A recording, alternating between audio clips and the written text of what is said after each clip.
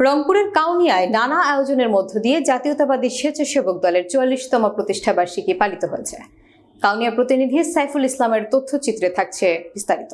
মঙ্গলবার দুপুরে উপজেলা বিএনপির কার্যালয় থেকে স্বেচ্ছাসেবক দলের উদ্যোগে একটি বর্ণাঢ্য র্যালি বের হয়ে উপজেলার বিভিন্ন সড়ক প্রদক্ষিণ করে আলোচনা সভায় মিলিত হয়। উপজেলা স্বেচ্ছাসেবক দলের আহ্বায়ক বাবুল সরকারের সভাপতিত্বে ও সদস্য সচিব মোসাব্বের হোসেন কোয়েলের সঞ্চালনায় বক্তব্য রাখেন উপজেলা বিএনপির আহ্বায়ক ইমদাদুল হক ভরসা, সদস্য সচিব অ্যাডভোকেট বাবলু, যুগ্ম আহ্বায়ক রাকিবুল হাসান পলাশ,